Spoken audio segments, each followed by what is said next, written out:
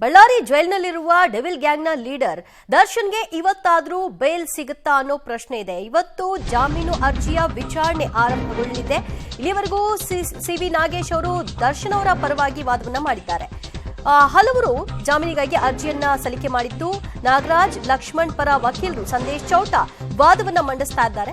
Sessions ಕೋರ್ಟ್ನಲ್ಲಿ ನಡೀತಾ ಇರುವ ಬೇಲ್ ಅರ್ಜಿಯ ವಿಚಾರಣೆ ಮುಂದುವರೆದಿದೆ. ದರ್ಶನ್ ಅತ್ಯಾಪ್ತನಾಗಿರುವ A11 ಆರೋಪಿ ನಾಗರಾಜ್ ಮತ್ತು ದರ್ಶನ್ ಕಾರು ಚಾಲಕನಾಗಿರುವ A12 ಆರೋಪಿ ಲಕ್ಷ್ಮಣ್ ಇಬ್ಬರ ಜಾಮೀನು ಅರ್ಜಿಯ ವಿಚಾರಣೆ ಆರಂಭವಾಗ್ತಾ ಇದೆ. ಈ ಗ್ಯಾಂಗ್ನಿಂದ ರೇಣುಕಾಸ್ವಾಮಿ ಕೊಲೆ ಪ್ರಕರಣದ ನಂತರದಲ್ಲಿ ಹಲವರುಗಳು ಅಂದ್ರೆ ಪವಿತ್ರ ಗೌಡ ಆದಿಯಾಗಿ ದರ್ಶನ್, ನಾಗರಾಜ್, ಲಕ್ಷ್ಮಣ್ ಕೊನೆಯ 15, 16, 17ನೇ ಆರೋಪಿಯವರೆಗೂ ಕೂಡ ಬೇಲ್ಗಾಗಿ ಅರ್ಜಿಯನ್ನ ಹಾಕೊಂಡಿದ್ರು. ಅದರಲ್ಲಿ 15, 16, 17ನೇ ಆರೋಪಿಗಳಿಗೆ ಜಾಮೀನು ಸಿಕ್ತು. ಸಾಕ್ಷ್ಯ ನಾಶದ ಹಿನ್ನೆಲೆಯಲ್ಲಿ ಅದು ಬೇಲ್ ಸಿಗಬಹುದಾದಂತಹ ಪ್ರಕರಣವನ್ನ ದಾಖಲು ಮಾಡಿದ್ರಿಂದ ಅವರಿಗೆ ಬೇಲ್ ಸಿಕ್ತು. ಅದಾದ ನಂತರದಲ್ಲಿ ಇನ್ಯಾರಿಗೂ ಕೂಡ ಬೇಲ್ ಸಿಕ್ಕಿಲ್ಲ.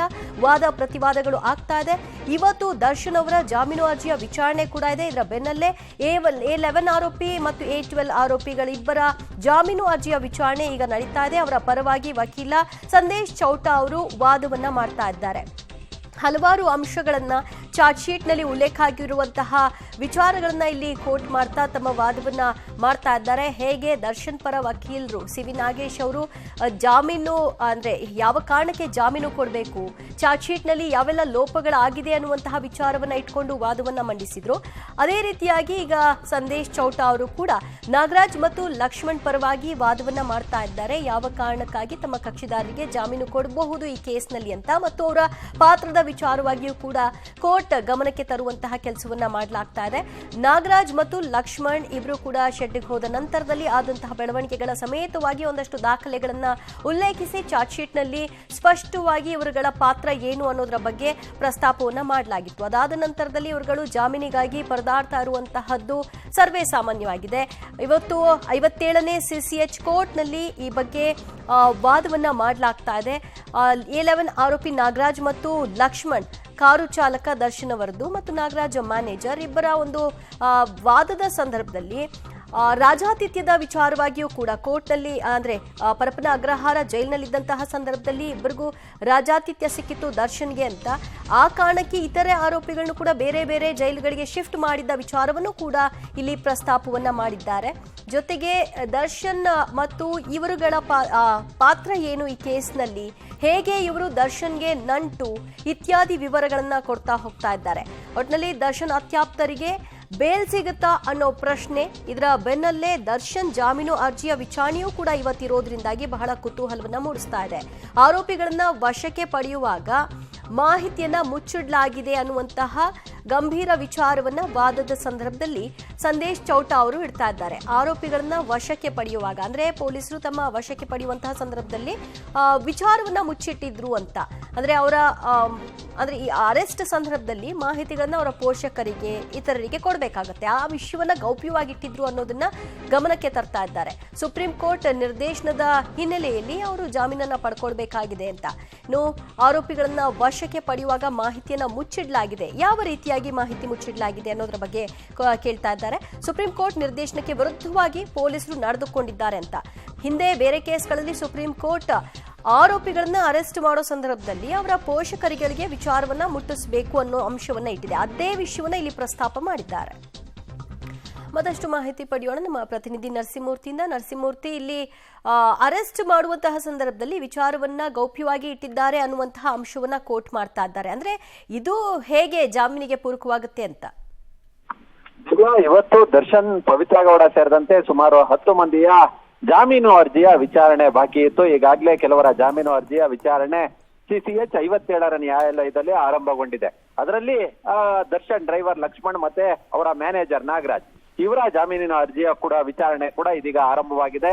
ಈ ಇಬ್ಬರ ಪರ ಹಿರಿಯ ವಕೀಲ ಸಂದೇಶ್ ಚೌಟ ಅವರು ವಾದ ಮಂಡನೆಯನ್ನ ಮಾಡುವ ಕೆಲಸವನ್ನ ಮಾಡ್ತಿದ್ದಾರೆ. ಅಂದ್ರೆ ಆರೋಪಿಗಳನ್ನ ಪೊಲೀಸರು ತಮ್ಮ ಕಸ್ಟಡಿಗೆ ಅರೆಸ್ಟ್ ಮಾಡಿದಂತಹ ಸಂದರ್ಭದಲ್ಲಿ ಕುಟುಂಬಸ್ಥರಿಗೆ ಮಾಹಿತಿಯನ್ನ ಕೊಡಬೇಕಿತ್ತು. ಇವರು ಕೊಟ್ಟಿಲ್ಲ. ಇದು ಸಂಪೂರ್ಣ ಕಾನೂನಿನ ಉಲ್ಲಂಘನೆ. ಈ ಹಿಂದೆ ಸುಪ್ರೀಂ ಕೋರ್ಟ್ ಹಲವಾರು ಸಂದರ್ಭಗಳಲ್ಲಿ ಈ ರೀತಿಯಾದಂತಹ ಅಂಶವನ್ನ ಆದೇಶವನ್ನ ನೀಡಿದೆ. ಯಾವುದೇ ಒಬ್ಬ ವ್ಯಕ್ತಿಯನ್ನ ಅರೆಸ್ಟ್ ಮಾಡಿದಂತಹ ಸಂದರ್ಭದಲ್ಲಿ ಅವರ ಕುಟುಂಬಸ್ಥರಿಗೆ ಅಥವಾ ಅವರ ವಕೀಲರಿಗೆ ಮಾಹಿತಿಯನ್ನ ನೀಡಬೇಕು. ಇಂಥ ನಾವು ದಸ್ತಗಿರಿ ಮಾಡಿದ್ದೀವಿ ಅನ್ನೋ ನಿಟ್ಟಿನಲ್ಲಿ ಕುಟುಂಬಸ್ಥರಿಗೆ ವಿಚಾರವನ್ನ ತಿಳಿಸ್ಬೇಕು. ಆದ್ರೆ ಈ ಪ್ರಕರಣದಲ್ಲಿ ಅದಾಗಿಲ್ಲ. ಇದು ಸಂಪೂರ್ಣ ವೈಲೇಷನ್. ಮತ್ತೆ ಈಗಾಗಲೇ ಹಲವಾರು ಸಂದರ್ಭಗಳಲ್ಲಿ ಇವರ ರೋಲ್ ಬಗ್ಗೆ ಚಾರ್ಜ್ ಶೀಟ್ ನಲ್ಲಿ ಉಲ್ಲೇಖ ಮಾಡುವ ಕೆಲಸವನ್ನ ಕೂಡ ಮಾಡಿದ್ದಾರೆ. ಆದ್ರೆ ಲಕ್ಷ್ಮಣ್ ಹಲ್ಲೆಯನ್ನ ನಡೆಸಿಲ್ಲ. ಸಾಮಾನ್ಯವಾಗಿ ದರ್ಶನ್ ಜೊತೆ ಓಡಾಟವನ್ನ ನಡೆಸ್ತಿರ್ತಾರೆ. ಅವರ ಕಾರು ಡ್ರೈವರ್ ಇವರು ಕರ್ಕೊಂಡು ಹೋಗುವ ಕೆಲಸವನ್ನ ಮಾಡಿದ್ದಾರೆ. ಇಷ್ಟಕ್ಕೆ ಶೆಡ್ ಒಳಗೆ ಹೋದಂತಹ ಮಾತ್ರಕ್ಕೆ ಹಲ್ಲೆಯನ್ನ ನಡೆಸಿದ್ರು ಅಂದ್ರೆ ಅದು ಯಾವ ಲೆಕ್ಕ ಅನ್ನೋ ಮಟ್ಟಿಗೆ ಇದೀಗ ಸಂದೇಶ್ ಚೌಟ ಅವರು ತಮ್ಮ ವಾದ ಮಂಡನೆಯನ್ನ ಮಾಡ್ತಿದ್ದಾರೆ. ಇನ್ನು ತನಿಖೆಯಲ್ಲಿ ಏನೆಲ್ಲ ಮಾಡಲಾಗಿದೆ ಅನ್ನೋ ವಿಚಾರವನ್ನ ಇಲ್ಲಿ ಗೌಪ್ಯವಾಗಿ ಇಟ್ಟಿರೋದ್ರಿಂದ ಇದು ಅನುಮಾನಕ್ಕೆ ಕಾರಣವಾಗಿದೆ ಅಂತ ಅವರು ವಾದವನ್ನ ಮಾಡ್ತಾ ಇದ್ದಾರೆ. ಅಂದ್ರೆ ಈಗ ಚಾರ್ಜ್ ಶೀಟ್ ನಲ್ಲಿ ಸ್ಪಷ್ಟವಾಗಿ ಯಾವ ರೀತಿಯಾಗಿ ತನಿಖೆ ಆಗಿದೆ, ಯಾವೆಲ್ಲ ಸಾಕ್ಷ್ಯಗಳನ್ನ ಸಂಗ್ರಹ ಮಾಡಿದ್ದಾರೆ ಅನ್ನೋದ್ರ ಬಗ್ಗೆ ಉಲ್ಲೇಖ ಇರೋದ್ರಿಂದ ಇದನ್ನ ಮುಚ್ಚಿಟ್ಟಿರೋದು ಹೇಗಾಗುತ್ತೆ ನರಸಿಂಹಮೂರ್ತಿ?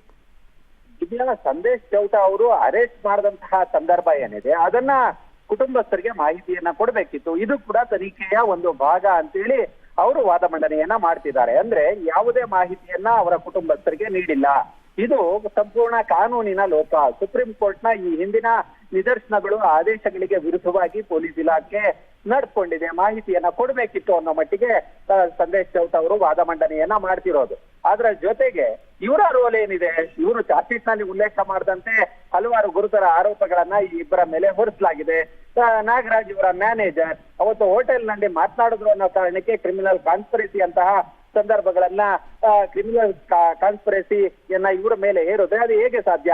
ಒಬ್ಬ ಮ್ಯಾನೇಜರ್ನ ಬಳಿ ಯಾರು ಕೆಲಸ ಮಾಡ್ತಿರ್ತಾರೋ ಅವರ ಮಾಲೀಕರ ಬಳಿ ಮಾತನಾಡ್ತಕ್ಕಂತಹದ್ದು ಸಾಮಾನ್ಯ. ಹೀಗಾಗಿ ಈ ಪ್ರಕರಣದಲ್ಲಿ ಒಂದಷ್ಟು ಅನುಮಾನಗಳನ್ನ ಹುಟ್ಟು ಹಾಕಲಾಗ್ತಿದೆ. ಇಲ್ಲಿ ಒಂದಷ್ಟು ಸಾಕ್ಷಿಗಳನ್ನ ಅಥವಾ ಎವಿಡೆನ್ಸ್ ಗಳನ್ನ ಇವುಗಳನ್ನ ಮರೆಮಾಚುವ ಕೆಲಸವನ್ನ ಪೊಲೀಸ್ ಇಲಾಖೆ ಮಾಡಿದೆ ಅನ್ನೋ ಮಟ್ಟಿಗೆ ಸಂದೇಶ್ ಚೌಟ ಅವರು ತಮ್ಮ ವಾದ ಮಂಡನೆಯನ್ನ ಮಾಡ್ತಿದ್ದಾರೆ. ಏನೋ ದೋಷಾರೋಪ ಪಟ್ಟಿಯ ಸಲ್ಲಿಕೆ ಏನಿದೆ ಅದು ತಡವಾಗಿದೆ ಅನ್ನೋ ವಿಷಯವನ್ನು ಕೂಡ ಪ್ರಸ್ತಾಪ ಮಾಡಿದ್ದಾರೆ. ಅಂದ್ರೆ ದೋಷಾರೋಪ ಪಟ್ಟಿ ಸಲ್ಲಿಕೆಗೆ ಇರುವಂತಹ ಕಾಲಮಿತಿ ಏನಿದೆ ಅದನ್ನ ಮೀರಿದಂತೆ ಅವರೇನು ಹೋಗಿಲ್ಲ, ಆದ್ರೂ ಕೂಡ ಇಲ್ಲಿ ದೋಷಾರೋಪ ಪಟ್ಟಿ ಸಲ್ಲಿಕೆ ಮಾಡೋದನ್ನೇ ತಡ ಮಾಡಿದ್ದಾರೆ ಅಂತ ಕೋರ್ಟ್ ಮಾಡಿದ ವಿಚಾರ ಕೂಡ ಬಂತು. ಅದು ಯಾವ ರೀಸನ್ಗೆ ಬಂದಿದೆ ಮೂರ್ತಿ?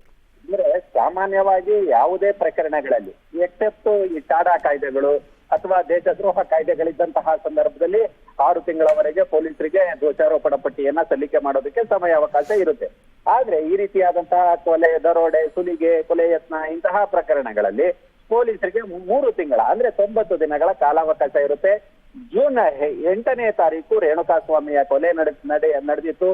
ಜೂನ್ 9ನೇ ತಾರೀಕು ಕೆಲವರು ಸರೆಂಡರ್ ಆಗುವ ಕೆಲಸವನ್ನ ಮಾಡಿದ್ರು. ಅದಾದ ಬಳಿಕ ದರ್ಶನ್ ರನ್ನ ಜೂನ್ 11ನೇ ತಾರೀಕು ಅರೆಸ್ಟ್ ಮಾಡಿದ್ರು. ಅದಾದ ಬಳಿಕ 3 ತಿಂಗಳ ಒಳಗಾಗಿ ಚಾರ್ಜ್ ಶೀಟ್ ಅನ್ನ ಸಲ್ಲಿಕೆ ಮಾಡಬೇಕಿತ್ತು.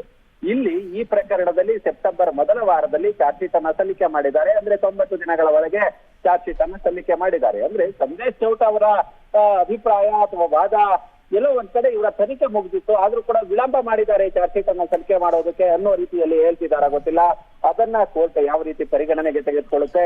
ಇದಕ್ಕೆ ಪ್ರತ್ಯುತ್ತರವಾಗಿ SPP ಯಾವ ರೀತಿಯ ಪ್ರತಿವಾದವನ್ನ ಮಂಡನೆ ಮಾಡಲಿದ್ದಾರೆ ಇವುಗಳನ್ನ ನೋಡ್ಬೇಕಾಗುತ್ತೆ. ರೈಟ್ ಮೂರ್ತಿ, ಲೈನಲ್ಲಿರಿ, ಮತ್ತಷ್ಟು ಮಾಹಿತಿಯನ್ನು ನಿಮ್ಮಿಂದ ಪಡೆದುಕೊಳ್ತೀನಿ. ಒಟ್ಟಾರೆ 120 ದಿನಗಳ ಕಾಲದಿಂದ ಈ ಎಲ್ಲ ಆರೋಪಿಗಳು ಜೈಲಿನಲ್ಲಿದ್ದಾರೆ. ರೇಣುಕಾಸ್ವಾಮಿಗೆ 1 ಸೆಂಟಿಮೀಟರ್ನಷ್ಟೇ ಬಲವಾದ ಗಾಯ ಆಗಿರೋದು ಅನ್ನುವಂತಹ ವಿಚಾರವನ್ನು ಕೂಡ ನಾಗರಾಜ್ ಮತ್ತು ಲಕ್ಷ್ಮಣ್ ಪರ ವಕೀಲರಾಗಿರುವಂತಹ ಸಂದೇಶ್ ಚೌಟ ಅವರು ಪ್ರಸ್ತಾಪಿಸಿದ್ದಾರೆ. ಈಗಾಗಲೇ ಪ್ರಕರಣದ ಸಂಪೂರ್ಣ ತನಿಖೆಯಾಗಿದೆ, ಚಾರ್ಜ್ ಶೀಟ್ ಕೂಡ ಸಲ್ಲಿಕೆಯನ್ನ ಮಾಡಲಾಗಿದೆ. ಈ ಆರೋಪಿಗಳೇನಿದ್ದಾರೆ ಇವ್ರ್ಯಾರು ಕೂಡ ಪ್ರಭಾವಿಗಳಲ್ಲ, ಹಣಬಲ ಉಳ್ಳವರಲ್ಲ, ಇವ್ರು ಯಾರ್ದೋ ಕೈ ಕೆಳಕ್ಕೆ ಕೆಲಸ ಮಾಡ್ತಿದ್ದಂತಹ ವ್ಯಕ್ತಿಗಳು ಅನ್ನುವಂತಹ ವಿಚಾರವನ್ನು ಕೂಡ ಸಂದೇಶ್ ಚೌಟ ಅವರು ವಾದದಲ್ಲಿ ಇಟ್ಟಿದ್ದಾರೆ.